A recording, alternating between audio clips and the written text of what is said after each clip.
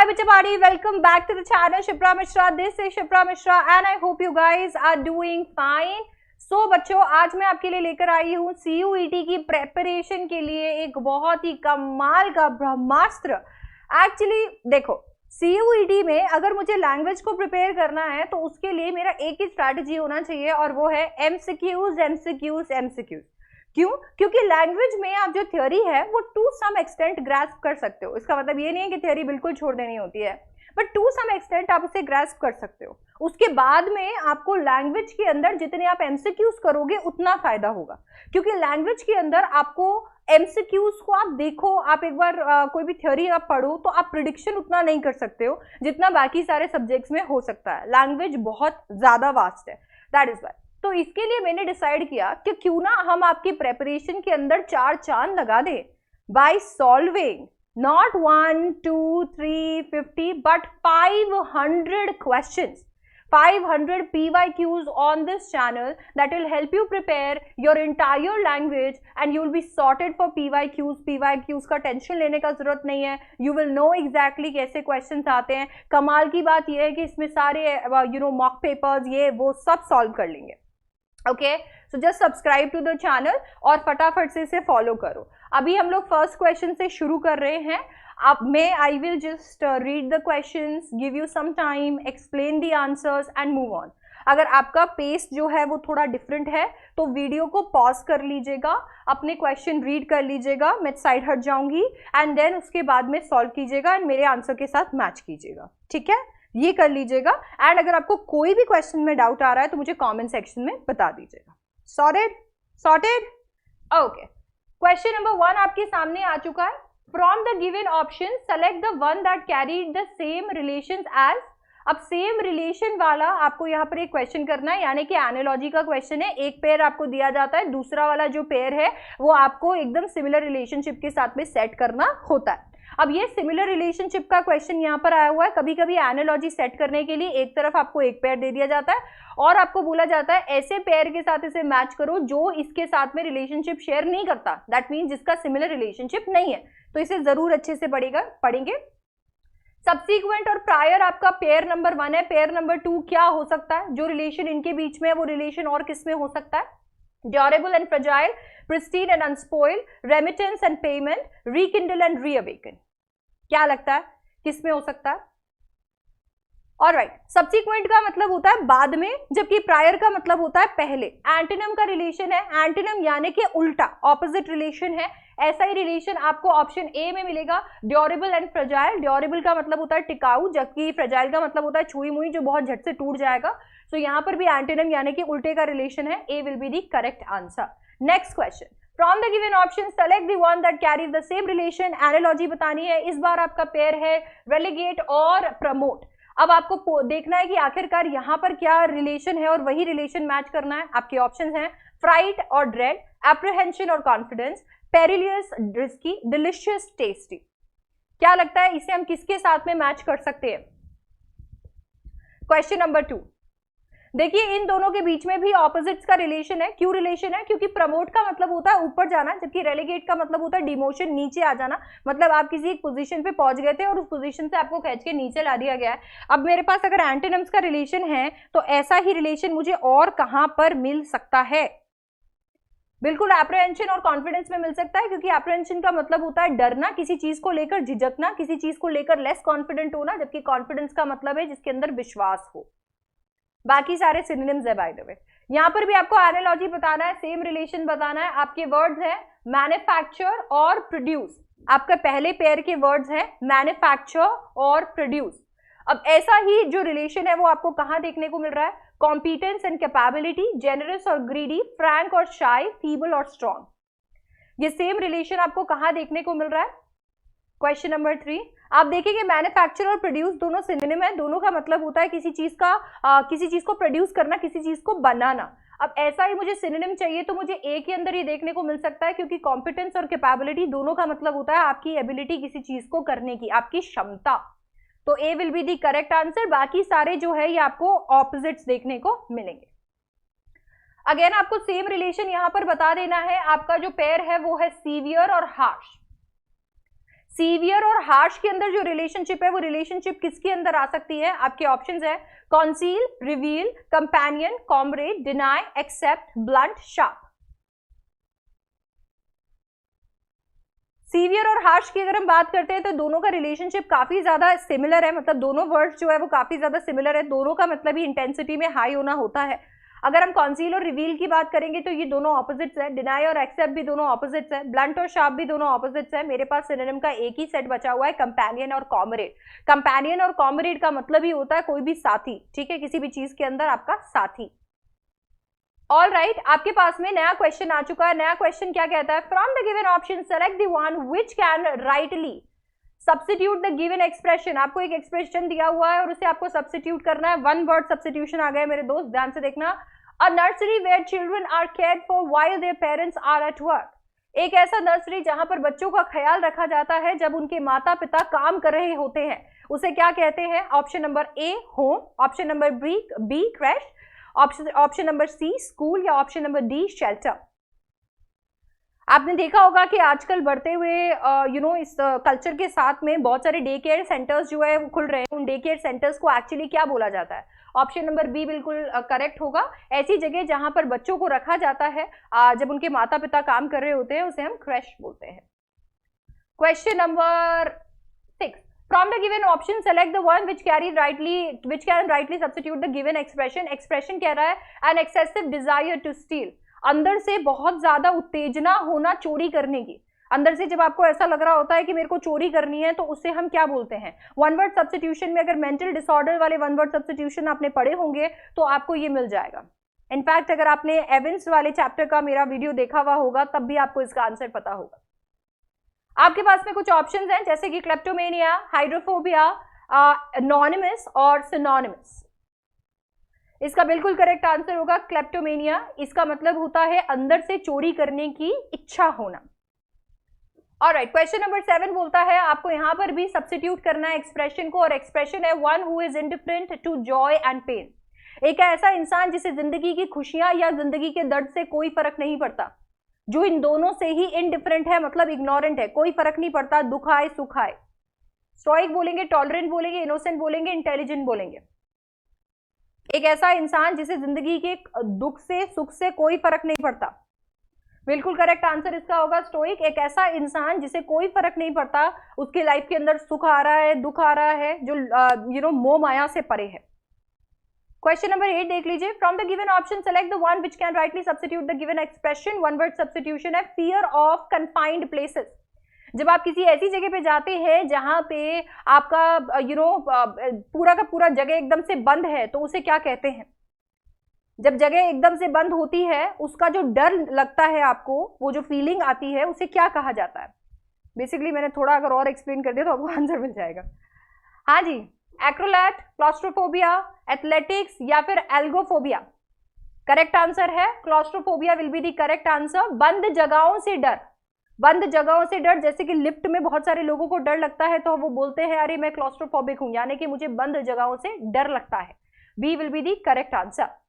आपको यहां पर फिर से बताना है, अच्छा यहां पर आपको एक्सप्लेन करना है एक्सप्रेशन को। आपको एक एक्सप्रेशन दिया हुआ है उसे आपको एक्सप्लेन करना है। आपका एक्सप्रेशन है अ रेड लेटर डे। अ रेड लेटर डे, एक रेड लेटर डे का क्या मतलब है? When the sun looks red, hectic and boring day, significant and special day या फिर holiday। अ रेड लेटर डे का क्या मतलब है? Question number 9।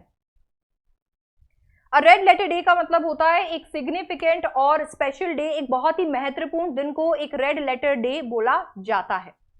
क्वेश्चन नंबर 10 आ गया। आपको यहां पर एक्सप्रेशन को एक्सप्लेन करना है और आपका एक्सप्रेशन है a snake in the grass.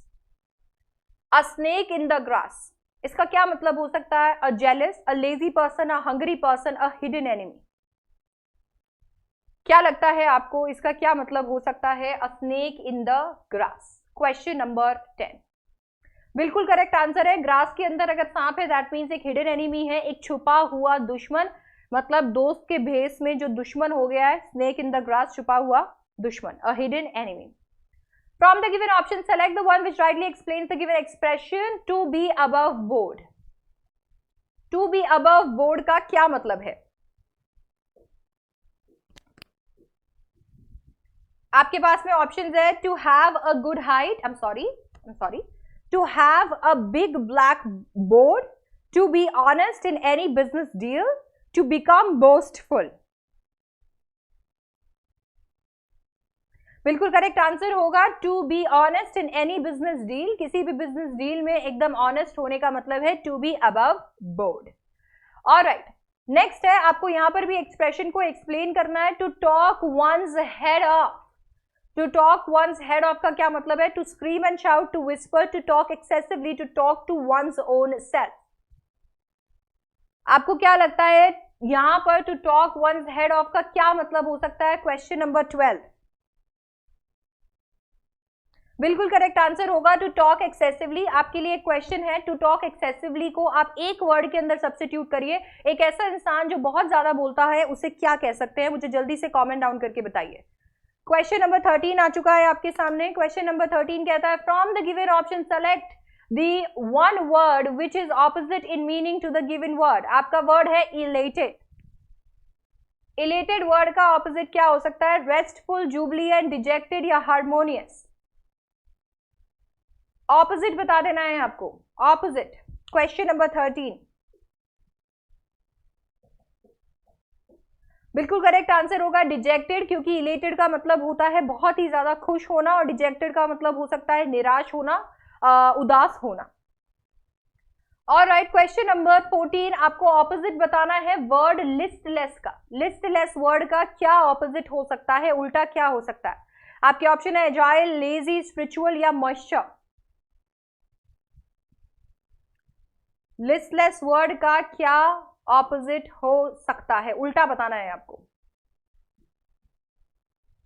Agile will be the correct answer. बिल्कुल सही आंसर होगा ये। इनफैक्ट ऑफ कोर्स ये तो एकदम कॉमन सी चीज है कि अगर कोई एक इंसान बहुत ही ज्यादा लेजी है तो उसका उल्टा होगा बहुत ही ज्यादा एनर्जी वाला इंसान।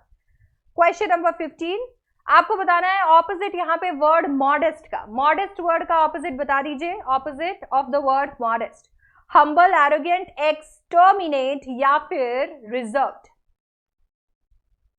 ऑपोजिट बता दीजिए मॉडेस्ट इंसान का, जो जमीन से जुड़ा हो, सिंपल सोबर हो, उसका उल्टा क्या हो सकता है?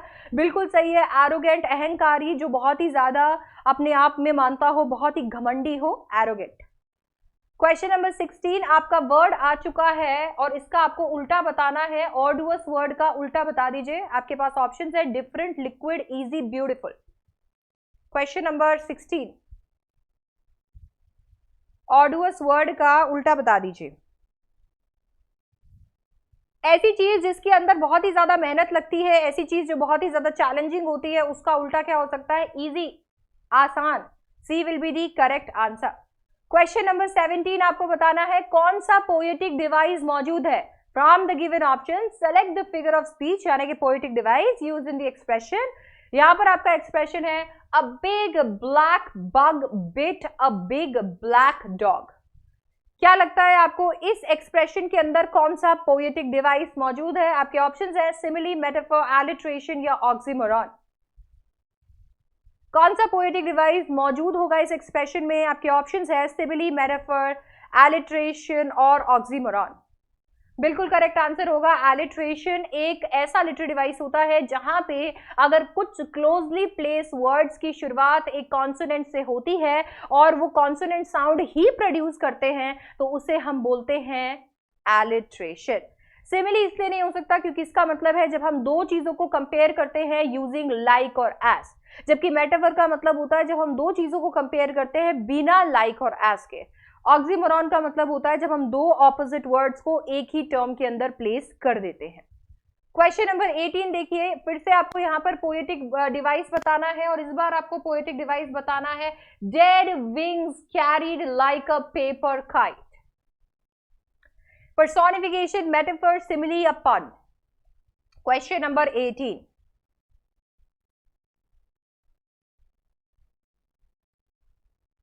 अभी अभी आपको समझाया था जब दो चीजों को कंपेयर कर रही होती हूँ लाइक और एज का इस्तेमाल करती हूँ तो उसे मैं सिमिली कहती हूँ। यहाँ पर लाइक मौजूद है तो बिल्कुल simile will be the correct answer.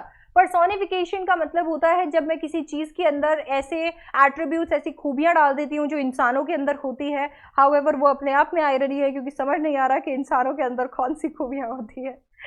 Metaphor का मतलब होता है कंपैरिजन। जब हम कंपैरिजन करते हैं दो चीजों का बिना किसी लाइक या एज के, जबकि सिमिली का मतलब है कंपैरिजन विथ लाइक और एज, और लाइक मौजूद है। अब अगर हम बात कर लेते हैं पन की, तो पन का मतलब होता है जब मैं किसी एक शब्द से एक से ज्यादा मीनिंग्स डिनोट करना चाहती हूँ। Of course it is subjected to your interpretation, आप जैसा इंटरप्रेट करेंगे वो मीनिंग ले लेगा, तो उसे हम कहते हैं पन।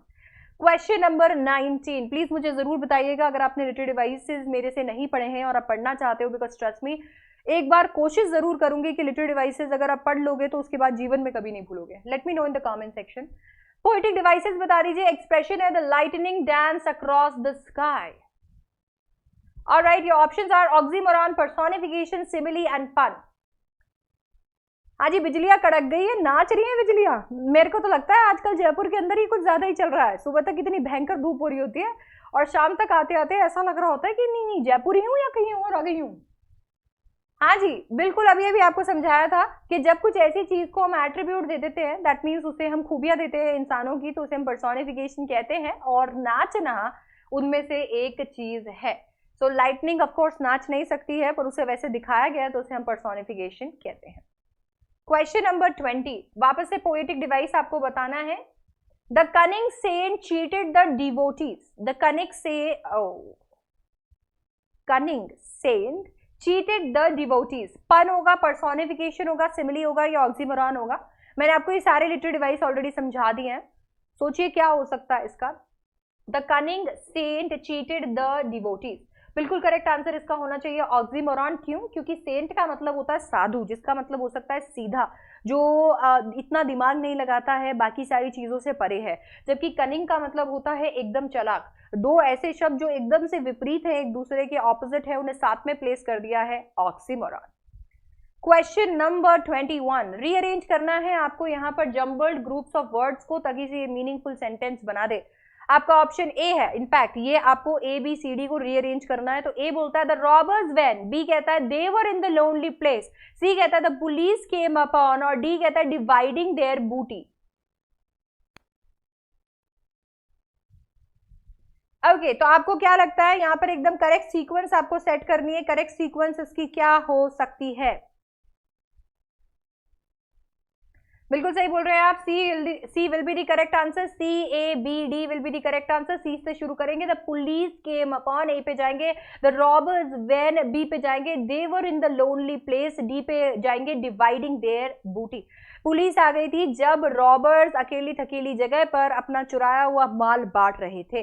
तो C will be the correct answer. बचपन में जब भी हम जंबल वर्ड्स किया करते थे तो एक चीज ध्यान में रखते थे कि जहां पर भी फुल स्टॉप है वो लास्ट में आएगा, और जहां पर भी कैपिटल लेटर है वो सबसे पहले आएगा। अनफॉर्चुनेटली रीअरेंजमेंट में ऐसा नहीं होता है, तो आप ये वाली थ्योरी को बिल्कुल साइड में रखिएगा। यहाँ पर थ्योरी, एक छोटी सी टिप यहाँ पे जो लग सकता है आज की क्लास में जो मैं देना चाहूंगी वो ये है कि सबसे पहले सब्जेक्ट को ढूंढिए, क्योंकि किसी भी सेंटेंस के अंदर सब्जेक्ट और वर्ब को साथ में प्लेस करना बहुत जरूरी है। दो चीजें एक साथ प्लेस हो जाएंगी तो बाकी का सेंटेंस अपने आप बन जाएगा।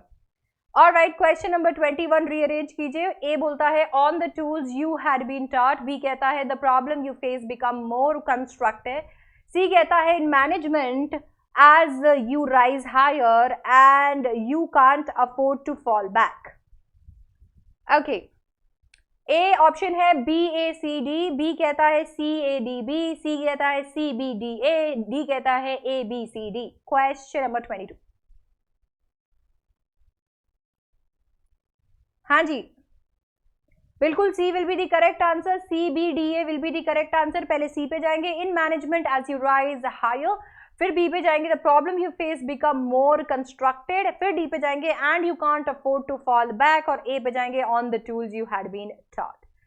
Alright, question number 23। अच्छा, इसका मीनिंग क्या निकल के आएगा? मैनेजमेंट में जैसे जैसे आप ऊपर जाते रहते हो प्रॉब्लम्स बहुत ही ज्यादा कंस्ट्रक्टेड हो जाती है। अब आप उन किताबों में नहीं जा सकते हो वापस जो कि आपने पढ़ी थी, आपको बहुत ही प्रैक्टिकल नॉलेज की रिक्वायरमेंट पड़ती है।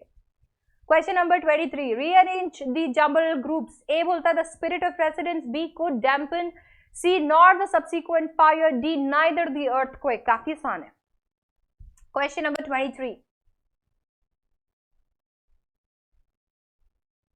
बिल्कुल B will be the correct answer. Question number 23, पहले डी पे जाएंगे, नाइदर द अर्थक्वेक, सी पे जाएंगे, not the subsequent fire, B पे जाएंगे कुड डैम्पन, ए पे जाएंगे द स्पिरिट ऑफ रेसिडेंट। ना तो अर्थक्वेक ना उसके बाद में लगने वाली आग रेसिडेंट्स के स्पिरिट को, उनके अंदर जो कह सकते हैं पॉजिटिव एनर्जी है उसे खत्म कर पाए। क्वेश्चन नंबर 24, ए बोलता है take interest in the affairs, B बोलता है of the company is not correct, C बोलता है इन्वेस्टर डज नॉट अंडरस्टैंड, और डी कहता है the presumption that the average. Question number 24, पहले ये डिसाइड कर लीजिए कि सेंटेंस कहां से शुरू होगा, तो बाकी ऑप्शंस हो जाएंगे एलिमिनेट। फिर वो वाले ऑप्शंस जो हैं उनके अंदर बोल के देख लीजिए जो सबसे बढ़िया सेंस मेक करता है। सब्जेक्ट के बाद में आपका वर्ब आ रहा है, पूरे के पूरे प्लेस सारी चीजें अपनी जगह पे है, करेक्ट है। मोस्ट ऑफ द टाइम इसी से हो जाएगा, ज्यादा रूल्स लगाने का जरूरत पड़ेगा नहीं। हाँ जी, take interest in the affairs, okay, B will be the correct answer. D से शुरू करेंगे the presumption that the average, C पे जाएंगे इन्वेस्टर डज नॉट अंडरस्टैंड, और ए पे जाएंगे take interest in the affairs, और फिर बी पे जाएंगे of the company is not correct. हाँ, तुम तो मान लोगे कि इन्वेस्टर्स को कंपनी के अंदर कोई भी इंटरेस्ट नहीं है, नहीं वो क्यों देखेंगे, इन्वेस्टर्स से तो पैसे ले ली बात खत्म, ऐसा कुछ नहीं है, इन्वेस्टर्स को बहुत मतलब है, ऐसा बताना चाहता है ये।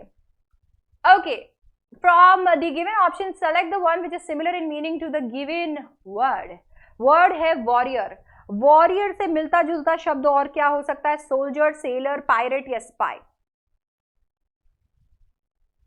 वॉरियर से मिलता जुलता शब्द और क्या हो सकता है, बिल्कुल करेक्ट आंसर होगा soldier. From the given option select the one which is similar in meaning to the word harbinger. Postman, host, forerunner या आर्टिस्ट। मेरे को लगता है एसएसटी के अंदर तो पढ़ा था, और जो बच्चों के पास में अभी ह्यूमैनिटीज है वो भी पढ़े हुए हैं हार्बिंगर्स ऑफ वॉर। इनफैक्ट एनिमी के अंदर भी हम लोगों ने पढ़ा था शायद। हाँ जी, question number 26, forerunner will be the correct answer. कोई एक चीज की पहल करने वाले, आगे जाने वाले, चलाने वाले, उसे प्रमोट करने वाले। ऑलराइट, क्वेश्चन नंबर 27 बच्चों, क्वेश्चन नंबर 27 कहता है वर्ड टिमिड का सिमिलर मीनिंग बता दीजिए। वर्ड टिमिड का सिमिलर मीनिंग बता दीजिए। Angry, beautiful, medium, meek. Word timid, timid का मिलता जुलता शब्द क्या है? देखो, टिमिड का मतलब होता है वीक, यानी कि जब आप एकदम ऐसे कमजोर होते हो, आप में हिम्मत नहीं है, आप डरपोक हो। जबकि इसका उल्टा हो सकता है एकदम ऐसे bold and courageous and brave and strong. So angry, beautiful, medium तो नहीं है, meek will be the correct answer, क्योंकि टिमिड का मतलब होता है वीक, लेस कॉन्फिडेंट वाला, और मीक का मतलब भी होता है वीक और लेस कॉन्फिडेंट वाला। Question number 28, from the given option select the one which is similar in meaning to the given word. आपको अबंडेंट से मिलता जुलता शब्द बताना है। अबंडेंट से मिलता जुलता शब्द बताना है। आपके ऑप्शंस है इनएक्सपेंसिव, प्लेनी, सफिशिएंट या फिर डेयरिंग। अबंडेंट से मिलता जुलता शब्द। देखा, मैंने तुम्हें कहा था ना कि कभी धूप आ जाती है और फिर उसके बाद में ऐसे इसका फिक्स है, इसका फिक्स है एकदम टाइम, कब धूप आना है, कब बादल आना है। ऑलराइट, बिल्कुल करेक्ट आंसर है प्लेनी, बिल्कुल। अबंडेंट का मतलब होता है ढेर सारा, और प्लेंटी का मतलब भी होता है ढेर सारा, खूब सारा। क्वेश्चन नंबर 29, आपको बताना है करेक्ट स्पेलिंग इनमें से कौन सी एकदम करेक्ट स्पेलिंग है। From the given options below select the one with the correct spelling. बिल्कुल करेक्ट आंसर होगा atmosphere. Atmosphere is the correct answer. A वाली जो स्पेलिंग है वो एकदम करेक्ट है। क्वेश्चन नंबर 30, आपको बताना है कौन सा वर्ड है जिसकी स्पेलिंग एकदम करेक्ट है। कौन सा वर्ड है जिसकी स्पेलिंग एकदम करेक्ट है? बिल्कुल करेक्ट आंसर है डी, हार्मोनियस की स्पेलिंग होती है HARMONIOUS। Next, from the options given below select the one with the correct spelling. बताना है कौन सी स्पेलिंग एकदम करेक्ट है।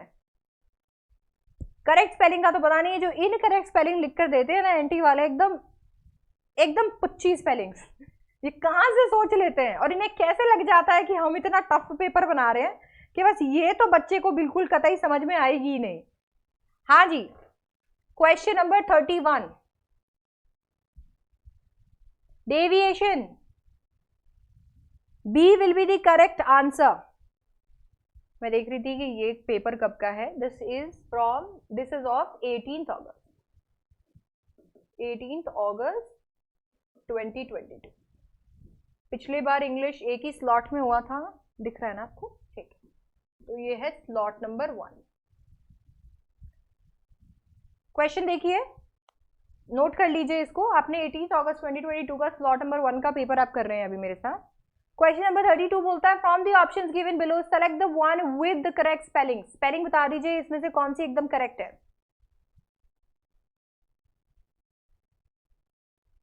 C will be the correct answer. Articulation की स्पेलिंग होती है ARTICULATION.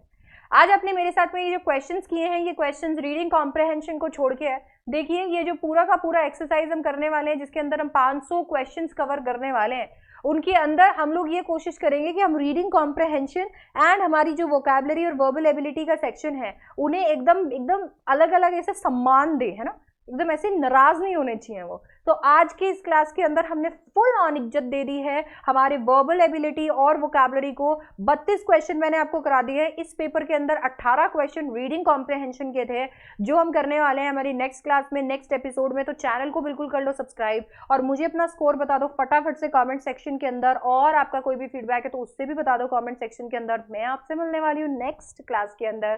Till then bye bye, take care, I love you guys. Don't forget to like share and subscribe. और कुछ थोड़ी बोलना था मुझे.